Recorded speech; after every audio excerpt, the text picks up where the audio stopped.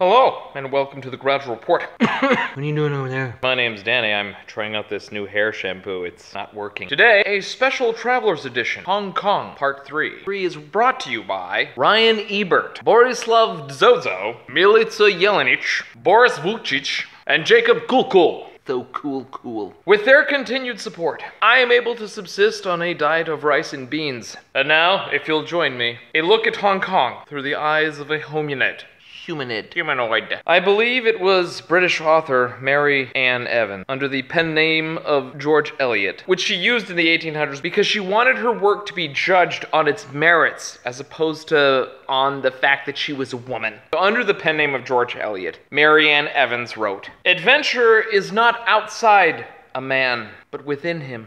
In 1987, a group of civil engineers were faced with an increasing car traffic problem on the island of Hong Kong. They decided to solve the problem with a very out-of-the-box solution. Instead of creating a subway, or a train, or a series of platforms connected by zip lines, which I believe is a very underutilized mode of mass transit, the civil engineers put in motion a plan of moving people through a network of escalators and moving sidewalks. It consists of 18 one-way escalators and 3 inclined moving walkways. And according to the Guinness World Book of Records, these escalators together form the longest outdoor covered escalator system. From 6 a.m. to 10 a.m. they run downhill, and from 10 a.m. to midnight they run uphill. If users want to travel in the opposite direction the escalators are running, they need to use the staircase and ramps alongside the escalators, which consist of a total of 782 steps. I counted only 562 of those steps, and then I lost count because I got hungry from all the counting. But this is a fantastic way to spend your day, or at least 25 minutes of it, because that's how long it takes you to get from the ferry to the top of the escalator area. This would be a day for walking explorations, to see what deep mysteries we could find in Hong Kong and within ourselves. Because when you explore a new place, you're not just exploring the surroundings, but also a little bit of yourself. With each level, the commercial parts of the city become less and less noticeable until you are just and only surrounded by apartment buildings. This is where the people must live, the people that ride the rails of the escalator, maybe. It ends at a street, which is at the bottom of a hill. It has these crazy trees on it. Naturally, we walked up the private driveway. What we found were more apartment buildings, a crazy network of roads. The topography of the island is pretty intense. You get a very strong sense that humans can build anything, anywhere, while walking around this place. The forest and jungle enveloped the roads and sidewalks as we started our downward walk through the cathedral of bridges and underpasses. On our merry journey, we came across the Hong Kong Zoological and Botanical Gardens, where we encountered the song of the caged monkey and sloth.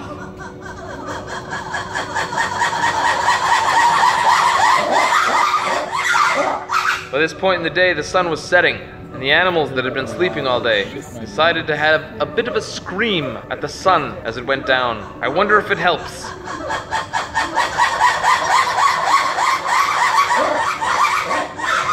The next time I'm stuck in a cage, I might try it. A series of crescendoing screams of terror at the sun as it sets. A therapeutic cry into the vast sky.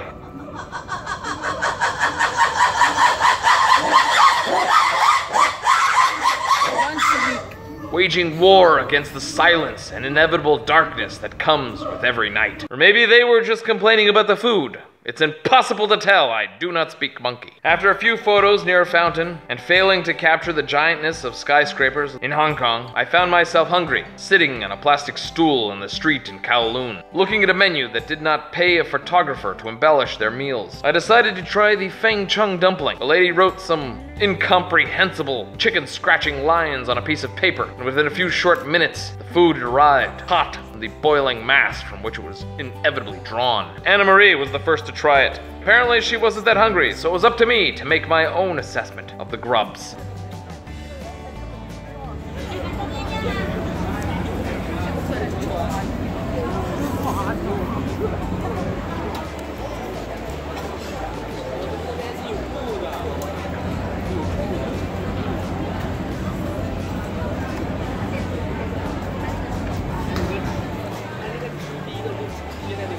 Tastes exactly like you think a Feng Chang dumpling would taste. A little bit of Fang, a little bit of Chang. The next day we went to a temple where people pray, and we took a spin in their pretty courtyard. Pictures of their prayer place. It was simply amazing. Chinese Taoist and Buddhist temples' inner spaces are scented with thick coiled incense hanging from the ceiling.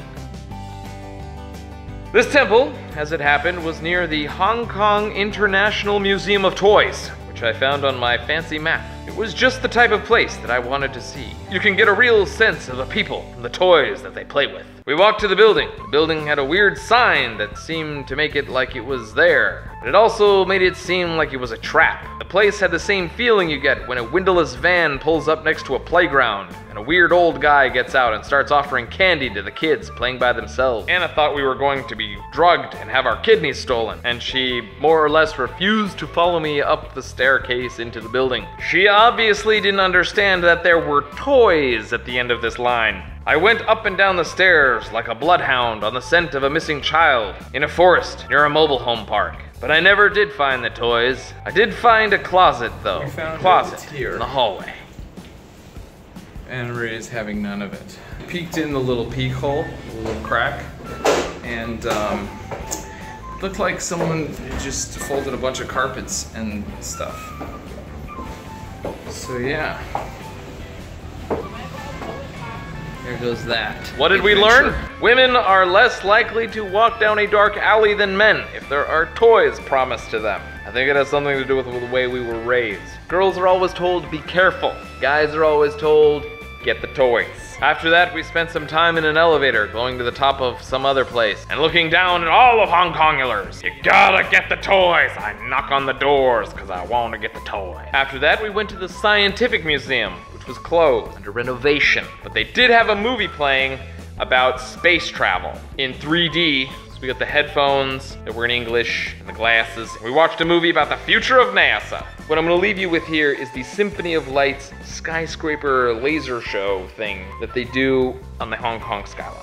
30 buildings, magicalness, worth a look, but you know, they really could do a lot more. Anyway, that's pretty much it from Hong Kong. We ended up going to Disneyland and, you know, having a great time there and doing that, but I mean, Disneyland's kind of Disneyland. Hong Kong Disneyland is just a smaller version of the rest. You guys don't want to hear about that. We're just gonna move on. We're gonna move on. We're gonna call this Hong Kongulars. Part 1, 2, and 3. We're gonna move on. Feel like I've hit the highlights. I love you, my little lemon drops. If you feel like contributing to the Grad Report, there is a link in the description where you can send money. And it is very appreciated. As always, I love you. And if you believe me, that's true, isn't it? I mean, it has to be. Do join us on Tuesday when we continue our very important work.